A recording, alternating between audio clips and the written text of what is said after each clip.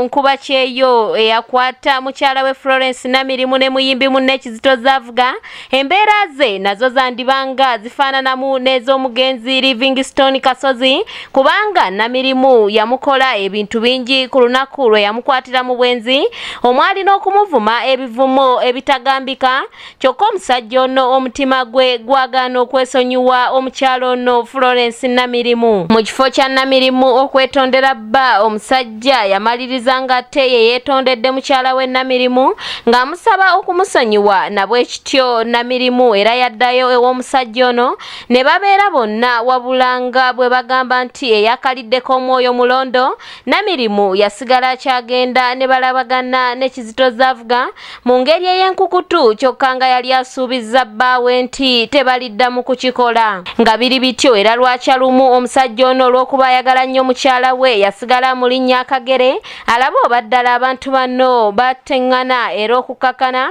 nga bano yabaguddeko mu kitundu ky'e Bunnamwaya nga bapepeya bombi era olutalo ne luddamu ne lubaluka bupya. Katubirabe.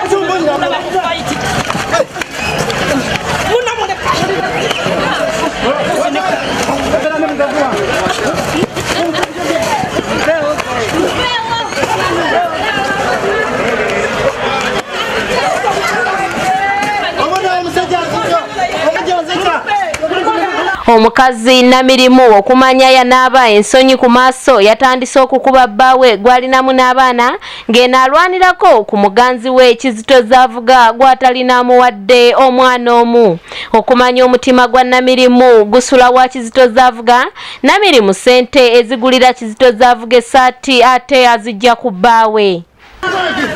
Oyo mukazi wange oyo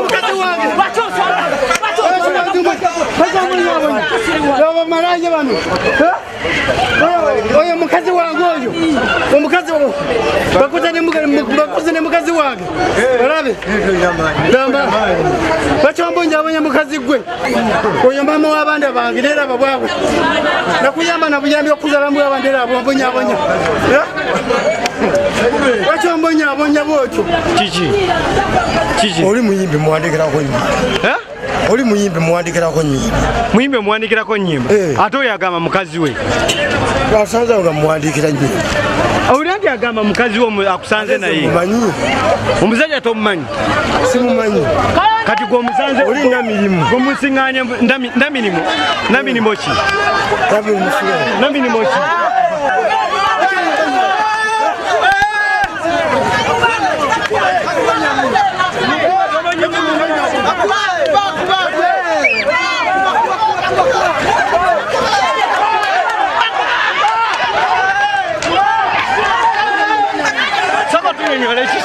Sako tubulire kiki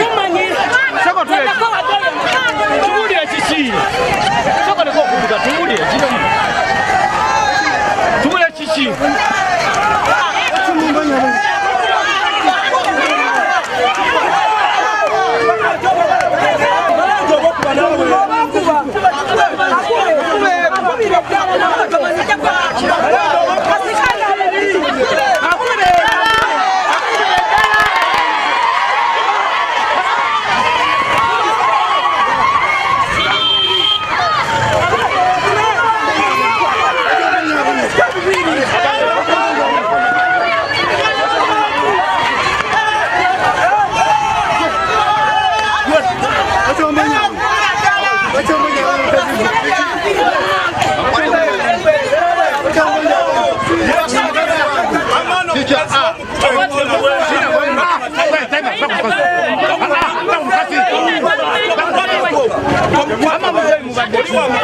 omukazi wava mukwatanya omusajja omulala oyo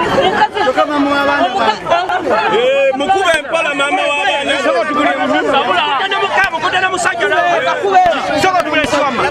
kyekibaddewo tubule kyekibaddewo amakuba mpola oyo mama w'abaana bo mukazi abonyabonya ono mutwaleka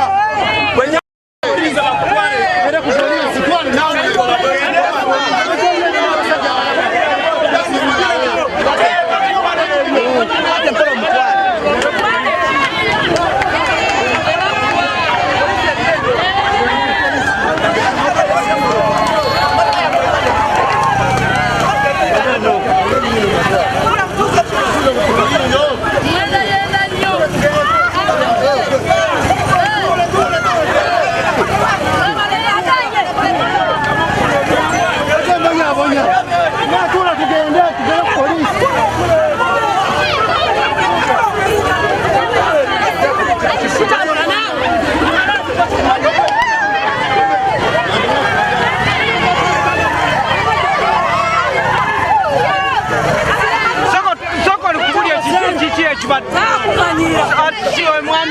Mwami woyo.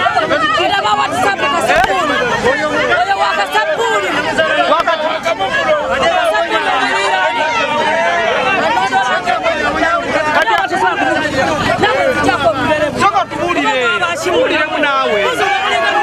Soko tunyemule.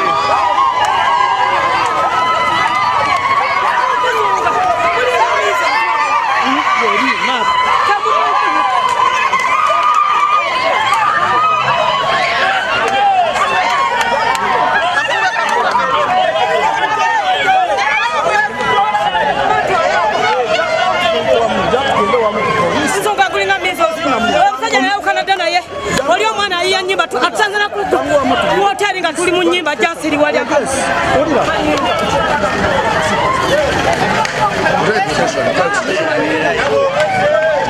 wali akwadde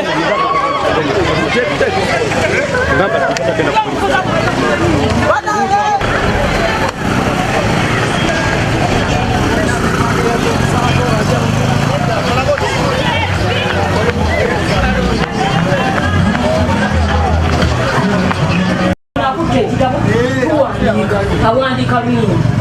mwana na muto mweyagala omituuti sina bwe mwagala simwagala nga kusaagala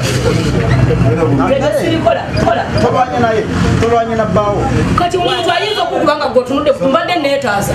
ng'ogamba otya nga mugamba nziyeko olugezigaza ajja nnondoola mpunyiriza alinganga yabunya mbigere byembwa oba bebano bakkamwana bazalya ku kkubo kale omusajja musiru mubalagaza obusabuuli bwaboonona mwasikazaamu kasalakuwa oyo ajja mpubako ogwete mutwalewo oyo siyinza namuddira olinamu abaana bano wulire bwabuza abaana ne bwabanga ninamu olubuto nga lwavaamu saagala akugamya n'okugamba tula ku piki tagenda kuddamu kumanya bwenfaanana oyo okujjako okusanga akatuli wefuse n'akoonawo togenda kuddamu simanyi wegulyawo kunabazingulu simulaba nange oba aliwa kujja kunzingukiramu bane omusajja akuli oyo nempulya nga nzina kati afaani birabye byonna kati nno omusajja omulaba alimu n'olusalirizo obirabye byonna byonna awo ki ekibadde kinkubye olira nga mulwana nze mbaddeewo kati woba obaddewo so nze nanze ng'omuntu mbadde sisobola bataasanga ng'omu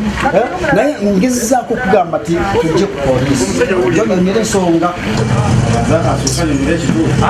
omusajja nze omusajja nze twayagwana dda kuneesibako kana abasajja nga ajja nga awunyera nakwesibako simanyi oba yandaba mukiyatu nakwowa dda kali katala kazikira omanyi mwe abasajja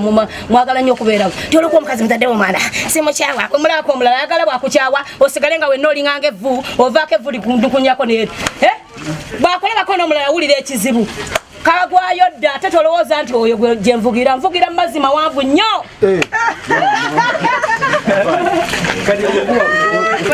Not as such, I don't think there is a big deal there. Mukazi yasalawo mukazi yazeewo atakugambye bayawukana so nga bayawukana there is no big deal there and I'm not seeing the man complaining.